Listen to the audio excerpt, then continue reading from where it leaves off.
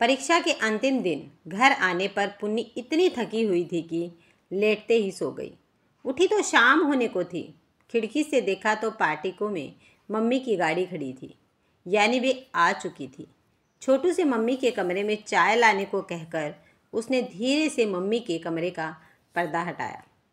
Mummy अलमारी के सामने खड़ी एक तस्वीर को हाथ में लिए सिसक रही थी। आज पुन्नी की IAS की लिखित परीक्षा पूरी हो गई है।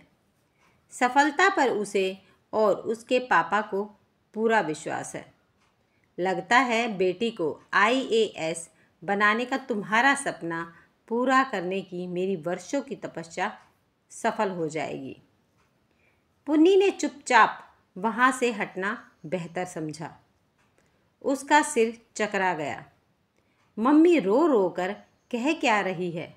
उसके पापा का विश्वास, बेटी को IAS बनाने का तुम्हारा सपना। कैसी असंगत बातें कर रही है।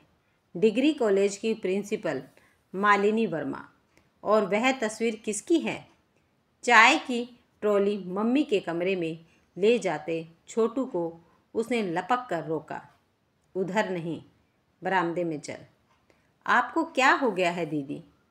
कहती कुछ हो और फिर करती कुछ हो। दोपहर को मुझे फिल्म की सीडी लगाने को बोलकर आप तो सो गई। मुझे माँ जी से डांट खानी पड़ी। मम्मी दोपहर को ही आ गई थी। पुन्नी ने छोटू की बात काटी। आई तो अभी है। मुझे डांटकर तुरंत अपने कमरे में चली गई और कमरे में जाकर उस तस्वीर से बातें कर रही है। मगर तस्वीर है किसकी? पुन्नी ने सोचा। तभी मालिनी बाहर आ गई। चेहरे पर से आंसुओं के निशान तो धो लिए, लेकिन आंखों की नमी तो धुलती नहीं। इससे पहले कि वे कुछ बोलती, पापा चहकते हुए आ गए। हेलो डिप्लोमेट, किससे बात कर रहे हो? अब है अपनी बेटी से। मालिनी, उसका IAS में चयन यानी डिप्लोमेट बनना तो पक्का समझो। पापा की खुशी समेटे नहीं सिमट रही थी। आज जो प्रश्न पूछे गए हैं उन सब के उत्तर तो इसे ज़बानी याद है, लेकिन आपको इसका प्रश्न पत्र किसने दिखा दिया? माली ने जिरह की। नीलाभ ने। वह परीक्षा भवन से सीधा अपने पापा के पास आया था। उसी का कहना है कि जिस फराटे से पुन्नी सब सवालों के सही जवाब सबको बता रही थी, उसका नाम प्रथम 5 प्रत्याशियों में होगा। फिर मैंने प्रश्न पत्र देखा तो वह सब तो वे प्रश्न थे जो हमने कल रात रिवाइज कराए थे। आज ही नहीं पापा, अक्सर हर रोज़ कई सवाल वही होते थे जो आप रात को रिवाइज कराते थे। पुन्नी ने कहा, और तू उन्हें कंठस्थ कर लेती थी। नीलाभ की बात से तो यही लगा। यह बता, दोपहर को क्या किया? मुझसे फिल्म ओह माई गॉड की सीडी लगवाकर खुद सो गई। छोटू ने शिकायत की। और तुझे फिल्म अकेले देखनी पड़ी, कैसी है? अभय ने पूछा। पूरी नहीं देखी, माँ जी ने डांट कर टीवी बंद करवा दिया। कोई बात नहीं, अब सबके साथ देख लेना। खाना बनाने की ज़रूरत नहीं है, बाहर से मंगवा लेंगे। मालिनी ने सहृदयता से कहा। फिल्म देखते हुए मालिनी भी सबके साथ सहज भाव से हंस रही थी, लेकिन पुन्नी को उनकी सहजता ओढ़ी हुई लगी और हंसी जैसे दबी हुई सिसकी। अगली सुबह मालिनी का व्यवहार सबके साथ सामान्य था। पुन्नी, तुझे कहीं जाना हो तो मैं गाड़ी तेरे लिए छोड़ जाती हूँ। मैं तेरे पापा के साथ चली जाऊँगी। मुझे कहीं नहीं जाना। मम्मा, आज घर पर ही रहूँगी। फिर भी अगर किसी के साथ कुछ प्रोग्राम बन जाए तो मुझे फ़ोन कर देना। ड्राइवर से गाड़ी भिजवा दूँगी। या अब है, तुम पुन्नी के साथ लंच करने के घर आ जाओ ना। फिर ओह मम्मा, प्लीज़ आप दोनों इत्मीनान से घर आना। पुन्नी ने बात काटी। मेरा मूड या तो आज सोने का है या गाने वाले सुनने का। आप लोग मुझे फ़ोन भी मत करना, और छोटू तू भी मेरे आगे पीछे मत घूमना। मैं जिस कमरे में चाहे बैठूंगी या सोऊंगी। अब और कुछ मत कहना मालिनी, वरना समय पर आने पर भी पाबंदी लग जाएगी, पापा ने कहा। उन दोनों के जाते ही पुन्नी मालिनी की अलमारी के सामने जा खड़ी हुई। अलमारी में तो ताला नहीं था, मगर उसका सेफ लॉक था। चाबी ज़रूर माँ ने अपनी सीढ़ियों के नीचे रखी होगी। सोचकर पुन्नी ने सब सीढ़ियों को बाहर निकाल कर झाड़ा। दूसरे कपड़े भी देख लिए। कुछ किताबें और पुरानी पत्रिकाएं भी थी। उनका भी हर एक पन्ना इस आस से देख लिया कि कहीं कोई पुराना खत, तस्वीर या किसी कविता की पंक्तियां ही मिल जाएं। लेकिन एक सूखा फूल तक नहीं मिला। सेफ की चाबी माँ अपने पर्स में ही रखती होगी, और उसमें से चाबी निकालना मुश्किल ही नहीं, नामुमकिन था, क्योंकि माँ के घर में रहते तो यह हो ही नहीं सकता था, और घर के बाहर माँ पर्स के बगैर निकलती नहीं थी। माँ से पूछने का मतलब था उन्हें व्यथित के साथ ही लज्जित भी करना, और पापा से पूछना एक तरह से माँ की शिकायत करना। तो फिर करे तो क्या करे, किससे पूछे? माँ की बचपन की सहेली चित्रा। आंटी को सब पता होगा। उनसे पुन्नी की खूब पड़ती थी। आसानी से तो नहीं, लेकिन मनुहार करने पर ज़रूर बता देगी।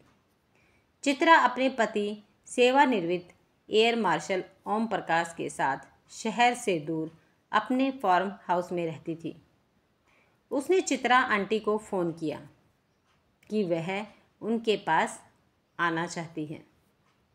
आज ही आजा, तेरे अंकल कुछ सामान लाने शहर गए हुए हैं। उन्हें फ़ोन कर देती हूँ कि आते हुए तुझे ले आएं। चित्रा ने चहक कर कहा, तेरी माँ को भी कह देती हूँ कि मैं तुझे अगवा करवा रही हूँ। पुन्नी ने तुरंत पापा को फ़ोन कर दिया। पापा, साक्षात्कार की तैयारी से पहले मैं पूरी तरह रिलैक्स करना चाहती हूँ। No movies, no TV, newspaper या फ़ोन, कॉलेज, ये सब घर पर रहते हुए तो हो नहीं सकता। सो मैं चित्रा आंटी के फार्म हाउस पर जा रही हूँ। वहाँ योगा करूँगी, ध्यान लगाने की कोशिश भी। क्या क्या करोगी, यह वहाँ जाकर सोचना, अभय ने बात काटी। नीलाभ अपने पापा की गाड़ी लेने आया हुआ है। उससे कहता है कि मेरी गाड़ी ले जाएं और तुम्हें ओमी के फार्म हाउस पर छोड़ दें। ओमी अंकल मुझे लेने आ रहे हैं। पापा वहाँ से लाने के लिए आप आ जाना। चित्रा से बात करने के लिए उसे कोई भूमिका नहीं बांधनी पड़ी, क्योंकि अगले रोज़ सुबह के नाश्ते के बाद ओमी अंकल जब फार्म हाउस पर चले गए तो चित्रा ने पूछा, तेरी माँ कहती थी कि तेरे पेपर बड़े अच्छे हुए हैं, और तू भी बड़े आत्मविश्वास से ओमी को बता रही थी कि यहाँ तरोताज़ा होने के बाद तू धमाकेदार साक्षात्कार की तैयारी करेगी। लेकिन तेरी शक्ल से तो ऐसा नहीं लग रहा। बहुत परेशान लग रही है, जैसे किसी कश्मकश में फंसी हुई हो। लगता है तू यहाँ रिलैक्स करने नहीं, किसी परेशानी का हल ढूंढने आई है। आपने ठीक समझा आंटी, और वह परेशानी सिर्फ आप सुलझा सकती हैं, क्योंकि ननिहाल वाले तो अमेरिका में हैं। सो उनसे तो पूछने का सवाल ही नहीं उठता। एक आप ही हैं जो मम्मी को बचपन से जानती हैं, और मेरी परेशानी उनके अतीत से जुड़ी हुई है। पुन्नी ने चित्रा को सब बता दिया। चित्रा हताशा से सिर पकड़कर बैठ गई थी। कितना समझाया था मालू को कि अतीत से जुड़ी कोई चीज़ अपने पास मत रखना और न ही अपने जहन में, लेकिन उसने तो जैसे मेरी बात न सुनने की कसम खा रखी है। तूने यह बात अपने पापा को तो नहीं बताई है ना? पुन्नी को इनकार में सिर हिलाते हुए देखकर चित्रा ने राहत की सांस ली। बहुत अच्छा किया, नहीं तो बुरी तरह टूट जाता बेचारा। अच्छा सिला दे रही है मालिनी अभय के त्याग और प्यार का। एक नकारे और ठुकराए गए रिश्ते की सड़ी गली लाश को सहेज कर चित्रा के स्वर में तिरस्कार था या सहानुभूति, पुन्नी समझ नहीं सकी। प्लीज़ आंटी, आप पहेलियों में बात न करके पूरी कहानी मुझे बताओ। पुन्नी ने चिरौरी करी। कह नहीं सकती कि सुनने के बाद तुझे धक्का लगेगा या इस दुविधा की स्थिति से उभरने का सुकून मिलेगा, लेकिन जब इतना समझ चुकी है कि मालिनी का अतीत है तो उसके बारे में सब जानने का तुझे पूरा हक है। चित्रा ने सांस लेकर कहा, मैं मालिनी, पुनीत, ओमी और अभय स्कूल से ही सहपाठी और दोस्त थे। कॉलेज के अंतिम वर्ष में पहुंचते ही हम सब ने भविष्य में क्या करना है सोच लिया था। ओमी ने एयरफोर्स चुनी थी, मैंने और माली ने अध्यापन। अभय और पुनीत IAS प्रतियोगिता की तैयारी कर रहे थे। स्कूल की दोस्ती रोमांस में बदल गई थी। मेरा और ओमी का तो खैर ठीक था, क्योंकि हमारे परिवारों में मित्रता थी। किसी को हमारी शादी पर ऐतराज़ नहीं था, लेकिन पुनीत का परिवार बहुत ही रूढ़िवादी था और उसकी माँ बेहद बदमिजाज व तेर तरार थी।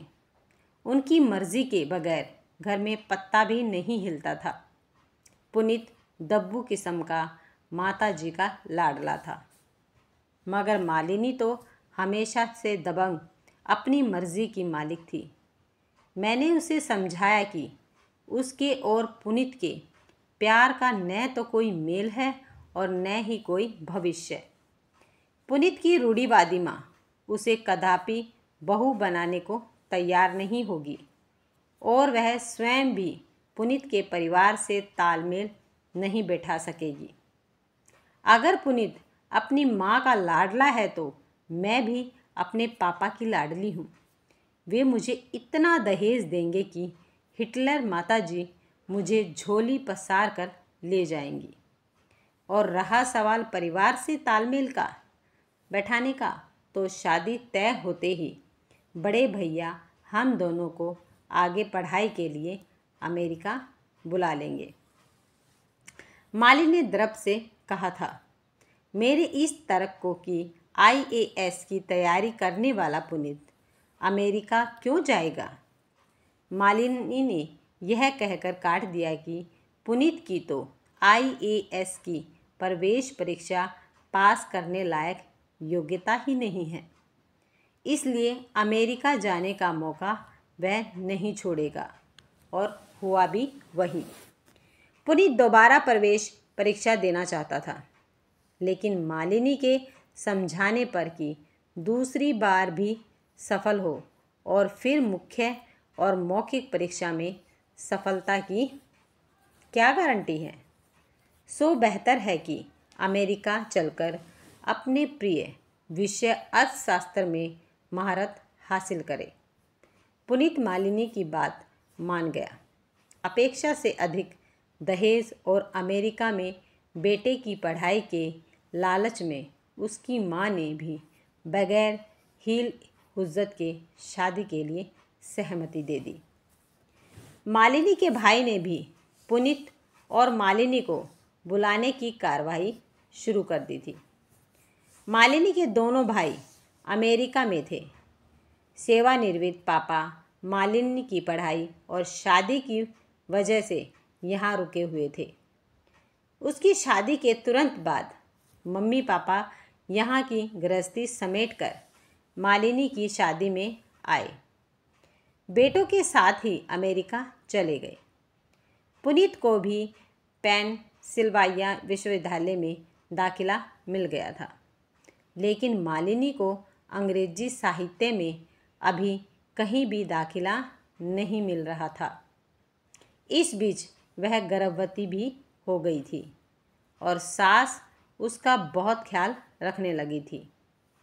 भैया ने पुनीत का वीज़ा और टिकट वगैरह भेज दिया था, सो उसे तो जाना ही था। मालिनी यह सोचकर कि कुछ ही दिनों की तो बात है, भैया जल्दी ही उसके भी आने की व्यवस्था कर देंगे। मालिनी अकेले ससुराल में रहना मान गई और कोई चारा भी नहीं था।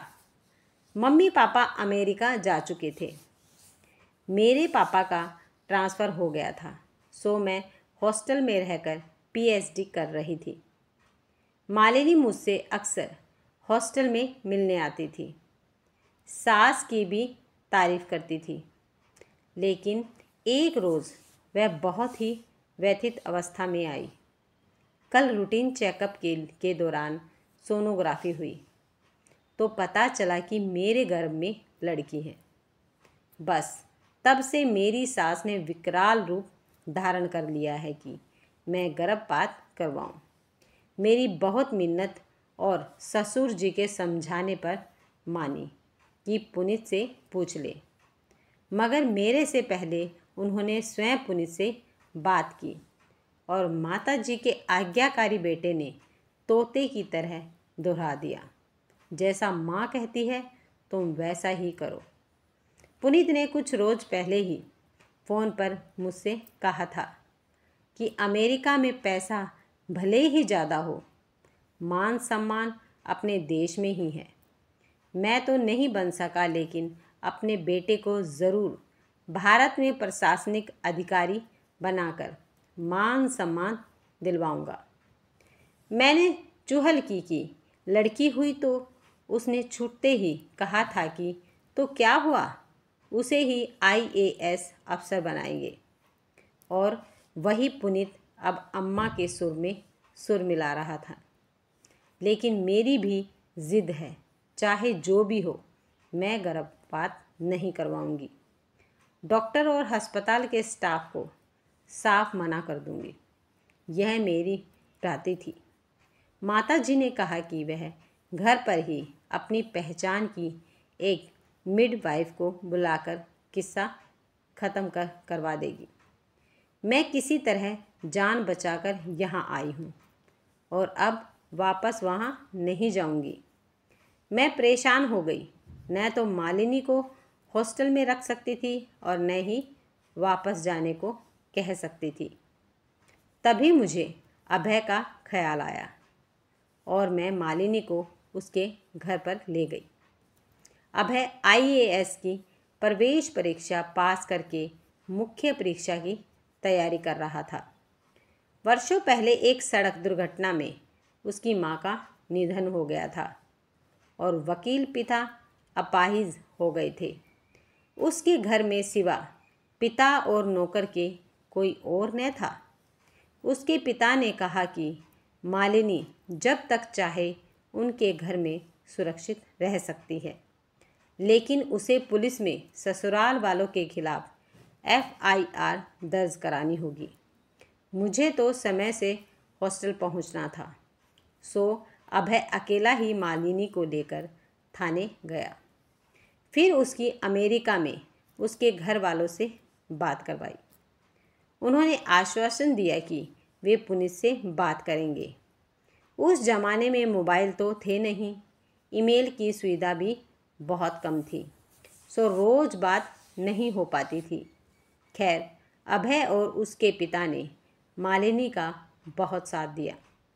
उसकी देखभाल के लिए नौकरानी रख दी थी, लेकिन मालिनी के ससुराल वालों ने उस पर चोरी करके घर से भागने के आरोप में उसे गिरफ्तार करवा दिया। अभय के पिता ने अपने संपर्क द्वारा उसकी तुरंत जमानत तो करवा दी थी, लेकिन इससे मालिनी का विदेश जाना खटाई में पड़ गया। पहले ही उसे कहीं दाखिला न मिलने के कारण वीज़ा नहीं मिल रहा था और जैसे यह काफ़ी नहीं था, पुनीत ने बस चलने का आरोप लगाकर उसे तलाक का नोटिस भी भिजवा दिया था। पुनीत को यूनिवर्सिटी में दाखिला मिल चुका था और पार्ट टाइम जॉब भी। अब उसे मालिनी के परिवार की मदद की ज़रूरत नहीं थी और वैसे भी उसने यह पूछकर उनका मुंह बंद कर दिया था कि मालिनी किस रिश्ते से अभय के घर में रह रही है। मालिनी के अमेरिका जाने का कोई बनाव नहीं बन रहा था।